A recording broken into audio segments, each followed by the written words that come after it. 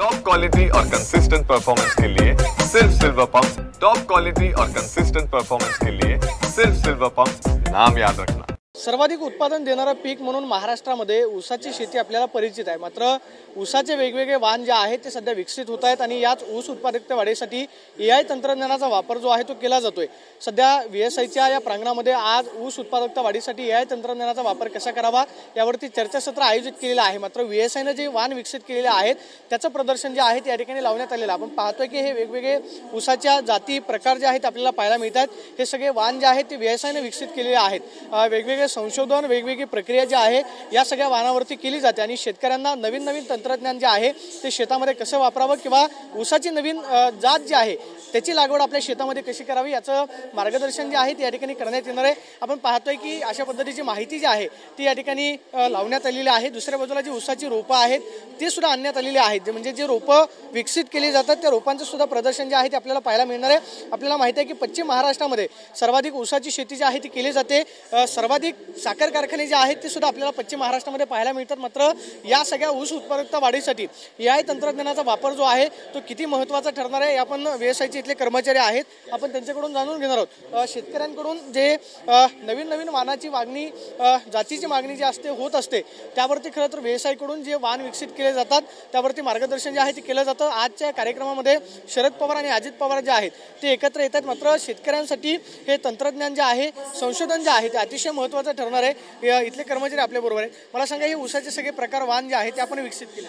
हां, त्याच्यामध्ये Vasantdada sugar institute मार्फत तयार केलेले आहेत आणि महाराष्ट्रामध्ये जो मध्यवर्ती संशोधन केंद्र पाडेगाव राहुरी विद्यापीठाचं आहे त्यांचे पण व्हरायटी म्हणजे जे महाराष्ट्रामध्ये प्रचलित व्हरायटी आहेत जाती जे आहेत शेतकरी जे लागवड करतात ते सगळे व्हरायट्या जमा करण्यात आहेत। ह्याच्यामध्ये काही जे येणारे वाण आहेत जे वसंतदादा शुगर इन्स्टिट्यूटनं ऊस प्रजनन केंद्र आंबोली सिंधुदुर्ग जिल्ह्यामध्ये महाराष्ट्रामध्ये तिथं तयार केलेले आहे आणि काही sugar cane breeding institute Coimbatore तामिळनाडूमध्ये तिथं पण आपण क्रॉसिंग प्रोग्राम करतो।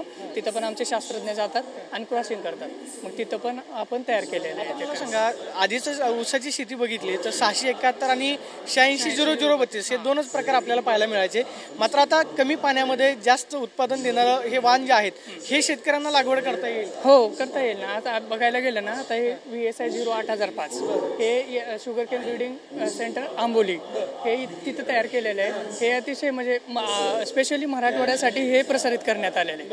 महाराष्ट्रामध्ये जवळपास 11 ते 15% ही वाण चालते आणि खास करून याचं जे फायबर जास्त आहे आणि मराठवाड्यामध्ये ना डुकराचा प्रादुर्भाव जास्त असल्यामुळं हे ना तिथं खूप चालते व्हरायटी। सर्वाधिक उत्पादन येणारी व्हरायटी याच्यामधले कुठली आहे की जर शेतकऱ्यांना एकरामध्ये जवळपास 150 टनापर्यंत उत्पादन जे आहे ते मिळू शकतं ह्यातलं वाण? आता जवळपास हे जे आहेत ना 120 टनापेक्षा जास्तच आहे। आता जर बघायला गेलं ना आता काही प्रॉमिसिंग नोटापे जे की येणारे आशादायक वाण आहेत हे आता 150 टनापेक्षा जास्त असतात। आता हे 158 आता हे 48-8 आता हे क्रॉस नंबर असतो जे की अजून आता हे वाण रिलीज झालेलं नाही पूर्व प्रसारित आहे।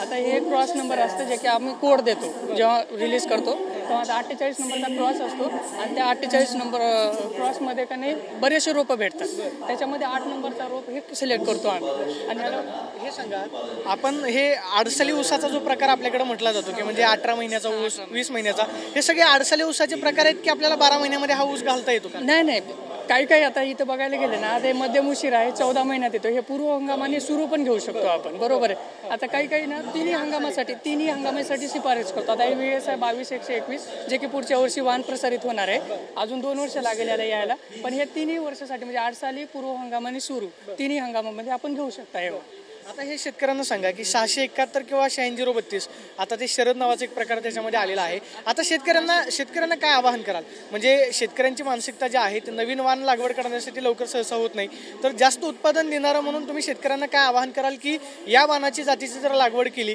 तर ऊसाचं सर्वाधिक उत्पन्न आपण घेऊ शकतो? नाही आज बघायला गेलं ना तर आता शक्यतो आता 50% एरिया 860032चाच आहे अजून तरी तर असे बरेचसे वाण आलेत। आता हे PDN 15012 ही व्हरायटी हे जे वाण आहे ना जवळपास 20% एरिया कव्हर केली। हे मध्यवर्ती संशोधन केंद्र पाडेगाव मार्फत रिलीज केलेले।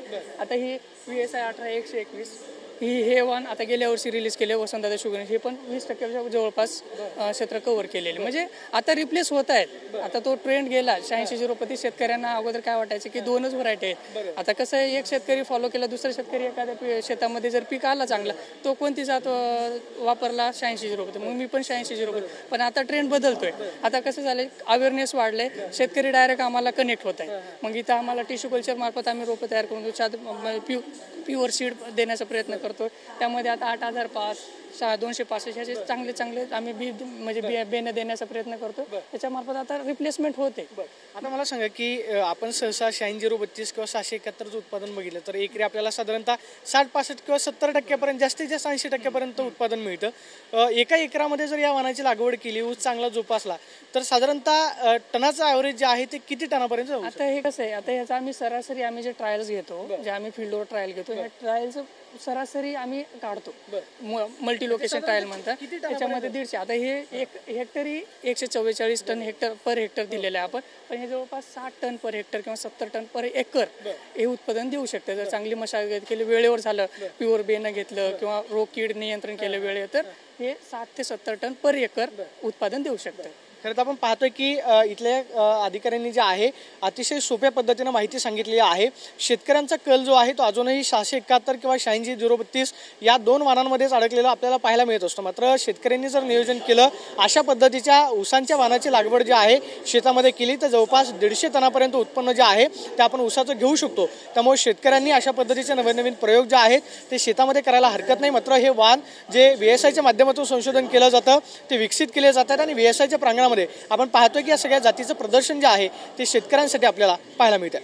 कॅमेरा पर्सन तुषार ननोरेशन, प्रदीप कापसे, TV9 मराठी, पुणे.